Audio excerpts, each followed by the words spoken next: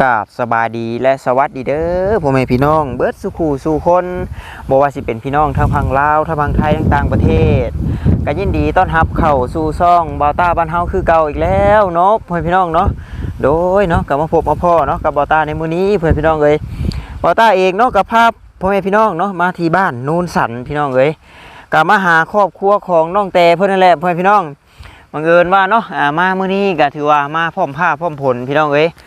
กามาฮอดกันเนาะลมผลกะอุ้ยลมมาแหล่ดำอีมาแหล่พี่น้องเอ้ยทั้งพุ่นเนาะทั้งพุ่นก็คือสิลงแล้วแหละคือสิลงมิดแล้วแหละเนาะก็บ่ฮู้ว่าน้องไล่เพิ่นไปใช้พี่น้องเอ้ยแต่ว่าขออนุญาตนำเนาะเกิบหรือว่ารองเท้าเพิ่นน่ะก็ยังอยู่นี่พี่น้องทรงเสื้อก็ยังแบบว่าเปียกๆใหม่ๆอยู่เนาะแบบว่าจะคือเพิ่นมาแต่หาสอนหาหยังสักอย่างแหละแต่ว่าบ่ฮู้เพิ่นไปใช้ตอนนี้เพิ่นเมื่ออันว่าเฮือนอัน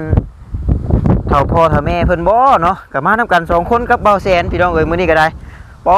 โตเนาะเบาแสนสิได้ถ่ายคลิปอยู่บ่มื้อนี้โดยเฮ็ดช่างลูกกลัวอยู่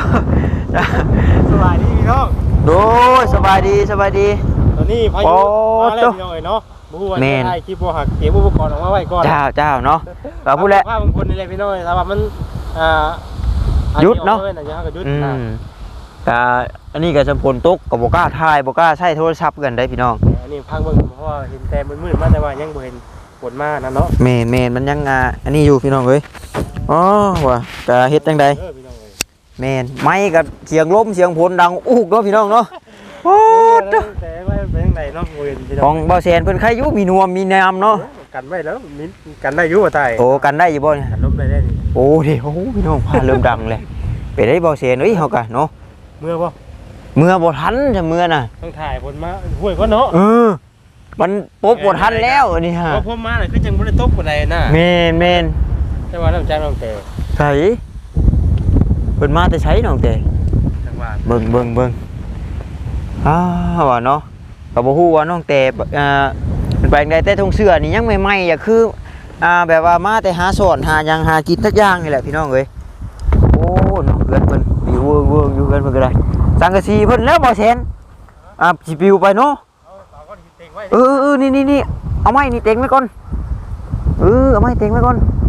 แต่มันผิดนี่เนาะแม่นจำปุ๊บก็ปุ๊บบ่ทันแล้วพี่น้องเอ้ยว่ะเนาะแม่นฝนมาแล้วพี่น้องเอ้ยเนาะโดยเนาะทักทายสบายดีครับพ่อแม่พี่น้องเบิดสุขุสุคนเด้อเนาะกาเสียงกะลมแน่พี่น้องเอ้ยลมแห้งเนาะตอนนี้โตเป็นได้เสียงลมวุ่นๆเนาะพี่น้องถ้าสิชนโตถ้าสิกลับก็กลับบ่ทันแล้วพี่น้องเอ้ยมีแต่ว่าสิชนพลซะก่อนพี่น้องโอ้มาเลยเนาะโอ้โตมีแต่หลังคาสังกะสีน้องไล่เพิ่นเลี้ยวสิไปพี่น้องแต่บ่ฮู้ว่าเจ้าของเพิ่นอยู่ไสพี่น้องเอ้ยโอ้เบิ่งเนาะหรือว่าเพิ่นเมื่อนั่นบ่น่ะไก่นี่บ่แม่นไก่น้องแต่น้องไล่เพิ่นบ่นี่เนาะเพิ่นเอาไก่มาเลี้ยงหรือบ่น่ะพี่น้องเอ้ยโอ้โตนี่ยังใหม่ๆอยู่เนาะชาตินั้นเป็นยังบ่ได้อัดพี่น้องเลยสบายดีเด้อเด้อน้องแต่กับน้องไล่เพิ่นไปจังไดเนาะโอ้คือนี่ยังเห็นอยู่บ่วงนึงนี่โอ้ยันเพิ่นเข้าบ้านเนาะโอ้เพิ่นเมื่อบ้านแล้วจ้ะพี่น้องเอ้ยจังน้อยเพิ่นก็คือสิมาแหละเนาะพี่น้องยันเพิ่นก็สิพามาเบิ่งเถียงเบิ่งหยังเพิ่นสินะเบิ่งเฮือนเพิ่นอยู่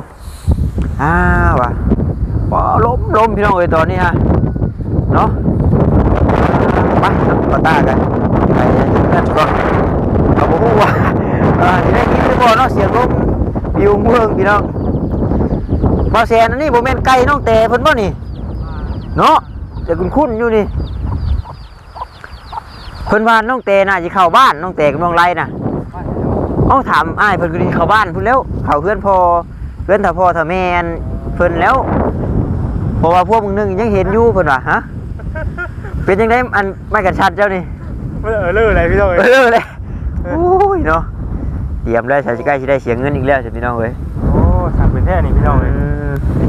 จะมีปัญหาแล้วมันก็ทันเนาะมีปัญหาอีกแล้วเนาะจ้าสาธุเนาะยาชูมาแห้งไรได้เลยเนาะหมอกกันนัวมาแล้วได้สิบ่มีบนส้นได้นี่ ค้ำรถไว้ก่อนบ่ตาจะมันโลมหน่วยบัดฝนตกแห้งอีหลีสิเป็นอันนี้บ่ได้พี่น้องเอ้ยเนาะจังใดก็ท่าน้องแต่น้องไล่เพิ่นเอามาซะก่อนเพิ่นคือสิเผามาอยู่ดอกเผามาเบิ่งกระตูกกระท่อมเพิ่นนี่แหละเนาะพี่น้องเนาะโดยแม่เนาะพี่น้องเนาะถ้าว่าสิปบก็ปบบ่ทันพี่น้องเอ้ยมันไปกวมเลยทั้งพุ่นน่ะแม่นคือทางเมื่อบ้านเบาต้าพี่น้องเอ้ยเนาะบ่ผลนี่เริ่มมาจากทางพุ่นผลนี่พี่น้องพวกหมอกนัวมาเลยเนาะก็มีแต่สู่ชนอยู่นี่แหละพี่น้องนี่แล้วเนาะย่านแต่หลังคาอะไรก็เครื่องเข้าคลองเพิ่นน้ำนี่แหละสิปิวไปพี่น้องเอ้ยแต่ว่าน้องๆเพิ่นมานี่บ่ทันนี่ถือว่าเปียกเละเทะรถพี่น้องบ่ต้ากับบ่จักความสิไว้สิหยังให้ได้เนาะบ่แซ่นเนาะแม่นบ่โตจะบ่ได้เข้ามารถเติบเป็นน้องมาตาเนาะเจ้าเข้ามาทำเป็นให้พี่น้องเบิ่งกันเนาะฮู้แล้วบ่แซ่นเลยน้องไล่เพิ่นนี่ยัดมาแต่ตัดไม้นี่เอาไม้นี่บ่แม่นเพราะว่าเพิ่นเว้ากับเบาต้ามื้อนั้นน่ะเพิ่นอยากเฮ็ดเกาะออกมาซี่บ่ก็ได้แนะนำน้องเพิ่นว่าให้เกาะมาซี่นะยามกันพ่นแม่นนั่นเด้พอเพิ่นก็เริ่มเฮ็ดมาแล้วก็เพิ่นว่าบ่มีเงินซื้อเล็กกระปูมื้อนั้นก็เลยเอาเงินให้เพิ่นไปซื้อเล็กกระปูเนาะ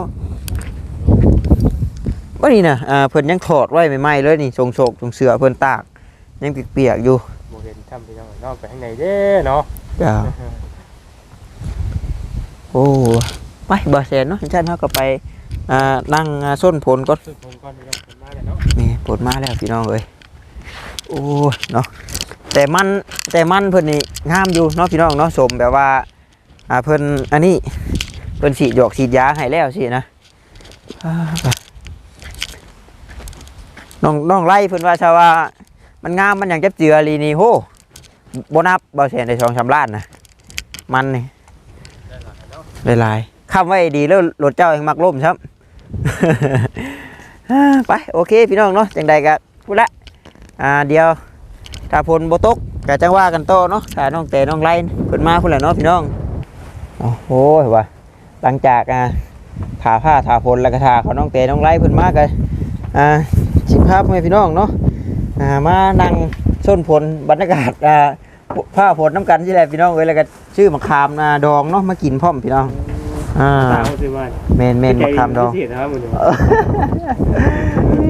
เนาะขึ้นยากได้ป่ะเชนขึ้นยากเนาะเข้าใจได้ป่ะตาเด้อน้องเบาชมพอดีได้วันนี้เบาจิตเนาะเบาจิตเพิ่นกับค้นเข่าพี่น้องเมนเพิ่นปั้นเข่าเพิ่นเด้มาห่อได้วันนี้ก็ได้มาห่อหรือบ่ไปห่อนี่เปียกที่เราได้นี่น่ะเปียกเก่าบ่เลยลงมาจ้าผ่านมาสนุยได้พี่น้องเนาะได้บ่เชนยืมไม้ก่อนเนาะมาไข่บ่เชนเนาะเรียบร้อยเลยนี่เรียบร้อยเลยโอเคเลยจ้ะไม่อยากบอกเลยเรื่องกินนี่มะขามดอกเนาะพี่น้องเกลือโหยได้ป่ะตาโหยเลยเนาะเจ้ายืมไม้บ่เชนเพิ่นพี่น้องเอ้ยเพราะว่าไม้บ่ต้าล้มสิบ่ไหวลมๆผ่านเนาะบ่ผ่านลมสิบ่ผ่านเลยพี่น้องเสียงมันดังอู้โคตรเนาะแม่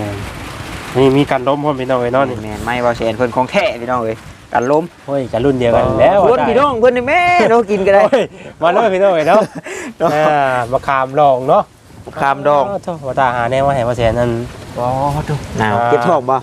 เข้าป่าดูบ่เข้าป่าดูแล้วเขาน้ำไว้แล้วเนาะโอ้ยเนาะอากาศสบายดีพ่อแม่พี่น้องอีกทีนึงเนาะกลับมาเด้อเนาะมากินส้มน้ำกันพี่น้องเอ้ยเขย่าก่อนได้บ่เสียมันยังเข้าตาไปนี่มาเป็นพริกบ่จะแม่งจังมันลงเนาะโอ้เฮงแล้วจะหมักพริกนี่เดี๋ยววังเพชรเนาะสาธุเนาะผ่านไปได้แม่ผู้ตรงแบ่งใต้ผู้โค้งพุ่นเลยพี่น้องเนาะตอนแนมมานี่แบบผ้าต้องผ้าเป็นสีผ้าอยู่พี่น้องก็ต้องผมหยองพี่น้องขามดอง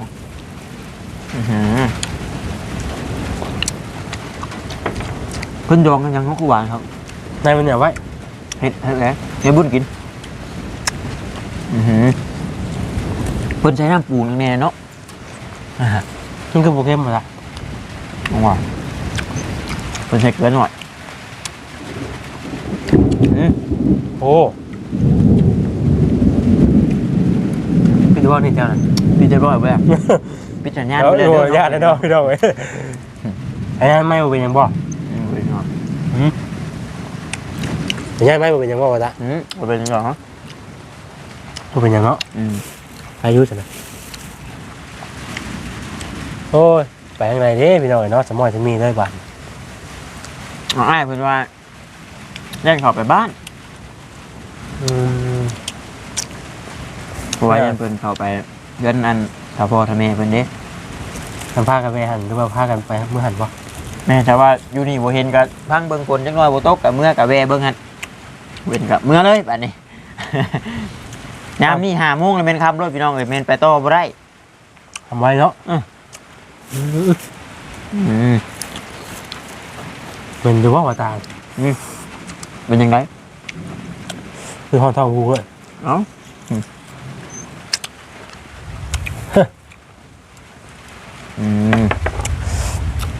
เอ้าเลยต้องตาทำไปหน่อยบ่เห็นก็เฮ็ดอยู่บ่บ่เคยลองการทำซ้ายบ่เคยเฮ็ดอยู่ถ้าแม่เพิ่นเคยเฮ็ดอันแบบอันนี้เพิ่นใช้น้ำปูนนะคือใช้น้ำปูนเพิ่นให้มันบ่สมอยู่เด้ปูนน่ะมันสิกัดก้นสมเบิ่งสิลองกินได้เบิ่งให้แบบฝาดน้ำตาลเนาะเพิ่นสิแช่น้ำปูนคืนนึงแล้วก็มาต้มน้ำตาลเบิ่งต้มน้ำตาลให้น้ำเย็นแล้วก็มะขามลงไปดองไว้บัดลงไปแช่ไว้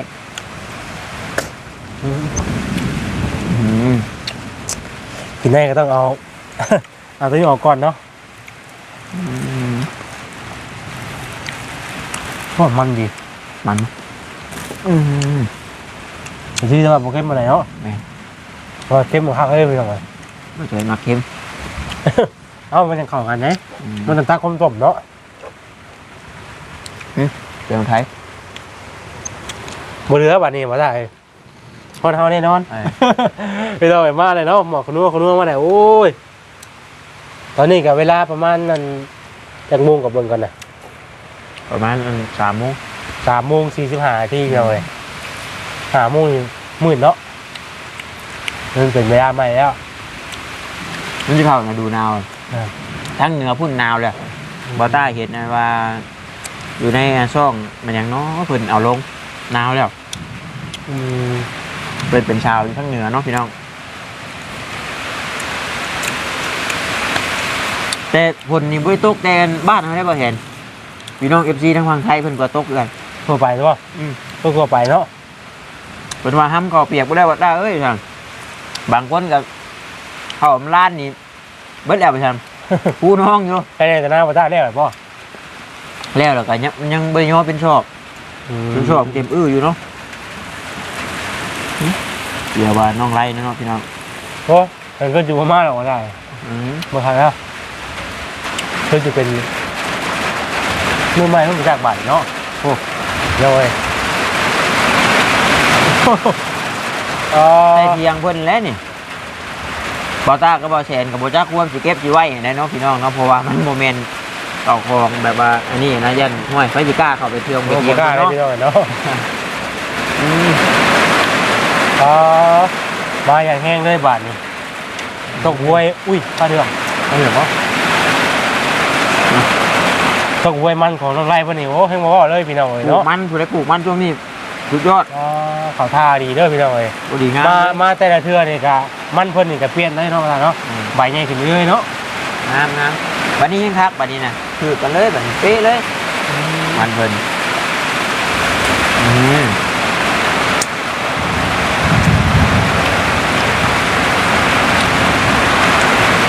ไม่เจ้านี่กันเจียงนางกระสีว่าบนเนาะกันยินเลยอะไรแต่ไม่กันยินแบบธรรมชาตินะแต่ของบอต้านี่แม่นดังโกโก้ครับรีบเลยพี่น้อง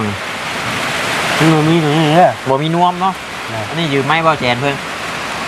แต่ว่ามันก็มีขอเสียอยู่พี่น้องเป็นไรถ้าว่าล้มไปนึงกับบ่ได้แล้วบ่อยากใส่อันนี้นะล้มไปนึงคือบ่ได้ล้มนะก็แต่ไม้มันสิน้อยเนาะถึงเนาะอย่างโดนเสียมันอย่างแดนนึงไปเลยเบิ่งเนาะไงเบิ่งบรรยากาศยิ่งกันเนาะนี่แม่พี่น้องโอ้ นตกแดดเนาะโอ้โหเดี๋ยวตกแล้วผมฮะเป็นไรก็คือที่ได้พอโตจบคลิปก่อนแหละท่านพี่น้องเลยเนาะญาติผ้าก็เริ่มดังเลยเนาะบอแสนเนาะ แม่น เจ้าจังใดก็กราบขอบบุญขอบคุณเนาะพ่อแม่พี่น้องทุกท่านทุกคนเด้อเนาะที่เข้ามาติดตามรับชมเข้ามาเป็นกำลังใจให้บอต้าเนาะแล้วก็บกดข้ามโฆษณาของบอต้าไปพ่อแม่พี่น้องเลยเข้ามาเบิ่งแล้วเนาะก็จะเข้ากดข้ามโฆษณาของบอต้าไปทางใดเด้อเนาะจังใดก็เข้ามาเป็นกำลังใจให้บอต้ากับบอแสนในเด้อเจ้า สบาย โอเคเนาะสบายดีบอแสนเจ้าเนาะโดยสบายดีเด้อพ่อแม่พี่น้องเนาะบายพ่อแม่พี่น้องไปละบัดนี้เจ้า